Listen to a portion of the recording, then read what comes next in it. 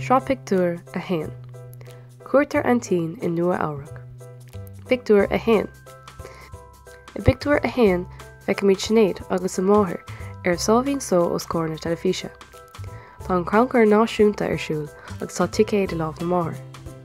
Ní chreideann si asúla nuair ecann si go bhfuil na hibhreacha ceirte aici agus go bhfuil an dúis chiste buta aici. Tá glundar an domhan uirthi gan d'áitar bith. Pictiúr a dó. I Pictiúr a dó seolann snéad téacs chuig a Aintín a choníonn in Nua-Eabhrac chun an deiscéile insinte. Feiceann míid Aintín móra ina suí ina hárasán in Nua-Eabhrac agus an tachtarcht áléimhice.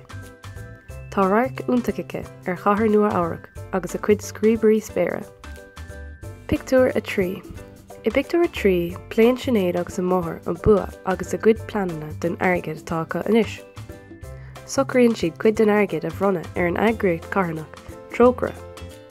Chomh maith leis seo, tá siad de rúnacha tach saoire le linksnábha acu sa Spáin. Faoi dhearr, beartaíonn siad cuairteoirt ar Aintín móra in Nua-Eabhrac. Tá siad ar bhain na muice gan dabhta. Pictiúr a chathair. I Pictiúr a chathair, tá snéad agus an máthair ar a mealach go dtí Nua-Eabhrac ar eitilt Aer Cuireann Aintín móra fáilte chriúil rompa nuair thuirlingíonn siad ag airport JFK. Tá luachár ar bhara iad a eicáil, ní cála rá. Pictiúr a chuaig.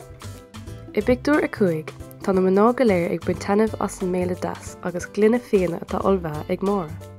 An lád ar gceann, déann siad chun an ceoldrama Mamma Mia a eicáil ar Broadway. Is áit dochreite í dála snéad.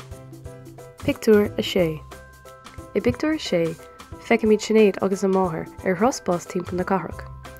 Tugann siad cuairt ar stoc-phálair tá Nua-Eabhrac, chomh maith le láthair an ionad trádála damhanda.